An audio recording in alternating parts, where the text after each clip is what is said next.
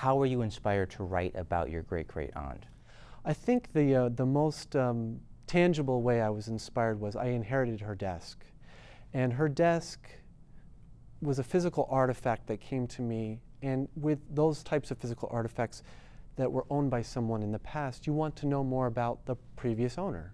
And that was sort of the pathway that led me down to exploring her life further. So what was it about this object, this desk, that was so inspirational? I think the biggest part was I had heard some stories about the previous owner, Clara Noyes, and she was kind of a mystery to me. And I started doing some searching online, and I found out that there was a lot of raw material about her life, lots of sources. And the desk is it's a beautiful desk. It's modest, and it's got some very simple touches to it. And I think that really said a lot about her character. Where did Clara Noyes live, and where did she have this desk? She grew up in Port Deposit, Maryland, a small town in northern Maryland. Went to nursing school in Baltimore, and then led nursing schools in Boston and New York City, and eventually landed in Washington, D.C. with her work at the Red Cross. Well, nursing was sure different in the 1890s when your great-great-aunt was getting her start. Absolutely. Florence Nightingale started a school in London that really professionalized the trade of nursing and made it something that you actually go to school for, and there's a 2 or 3 year course of study, and you actually have to be accepted into nursing school rather than falling into it. So she was going into nursing school as those changes were happening. What is extraordinary about her life? Through the route of nursing, she was able to hold an executive level position, a leadership position, that wasn't otherwise available to women really in any other domain of life.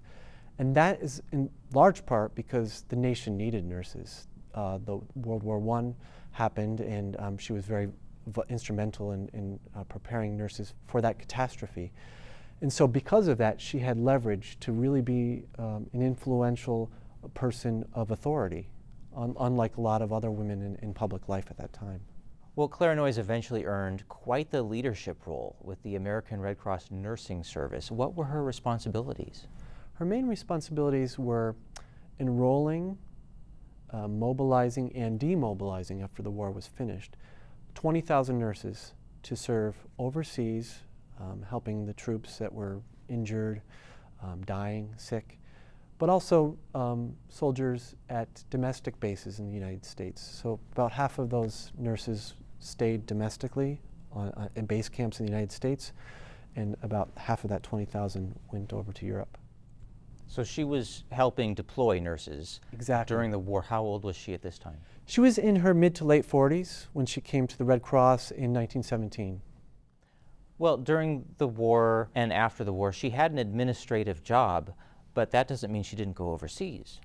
Right. I think probably, I would say one of her most shining areas of leadership was in nursing education. She observed all this chaos still in Europe, but one of the things she did there specifically was work with nations to build nursing schools in the Czech Republic, then Czechoslovakia, Bulgaria, Poland, France.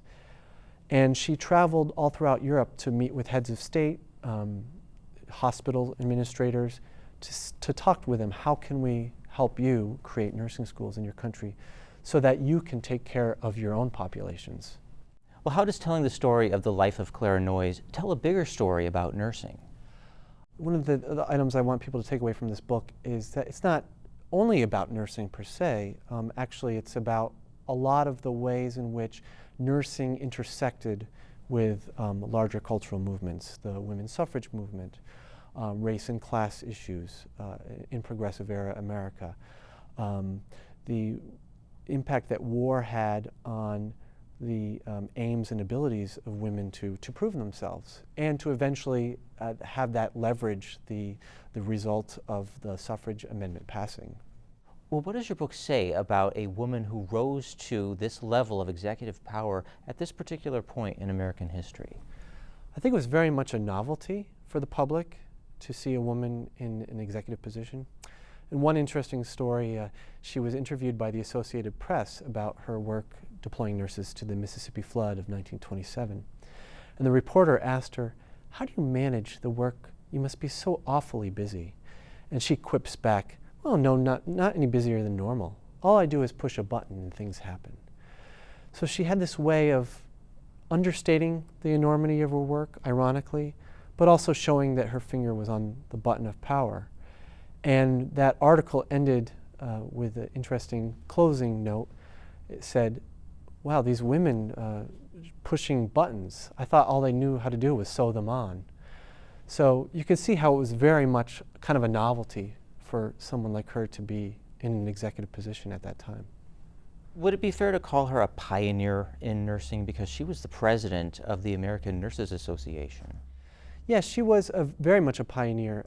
At the time that she went to nursing school, there were about 10,000 professional nurses in the United States. By the time of the war, that was well over 100,000. So she was entering the trade as part of this very small, tight-knit clique.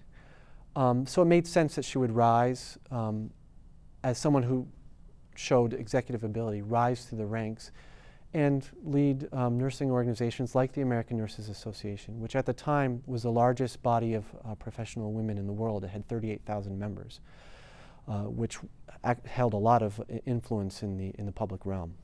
Well, this pioneer in nursing, how did she make nursing different from when she started? How has nursing changed? I think on a couple of levels. One, she fought very hard against the exploitation of nurses. A lot of nursing schools at the time used nursing graduates as cheap labor. And so she fought very hard to make sure that that practice ended. And so a lot of legislative work was done. And one important piece of legislation that she got passed was rank for nurses, a military rank, which established their authority in the war effort on the fields of battle when otherwise enlisted men working in hospitals didn't want to listen to young nurses. So the rank question really gave nurses a new level of status in the military context. And what can we learn from the way she passed away? It was interesting. She was driving to Red Cross headquarters in 1936. She happened to have a passenger with her, her niece. And as she's driving on her morning commute, regular morning commute, she collapsed the wheel of the car. And her niece, quick thinking, pulled the emergency brake to prevent a further collision from happening and taking another life. Clara Noyes, actually, she died at the wheel. And so I look at that and I think, you know, she was in the driver's seat throughout much of her life. And a lot of her life involved catastrophes, the war, and how people by her side, nurses that she was working with, prevented that catastrophe from getting worse. And I really see, even in her death, sort of a metaphor for how she lived her life. She truly is an inspirational person. What kind of feedback have you been getting from this book? I've gotten some great feedback. Some of the most exciting feedback was from nurses. There's a couple nurses who have told me, you know, it's made me proud to be a nurse, reading her story for the first time. And some of the early scholars that read drafts of my manuscript said, it's about time someone did a biography of Clara Noyes. And that was very, I would say, affirming for me to hear. Spotlight is supported by the Glenn and Carol Pearsall Adirondack Foundation.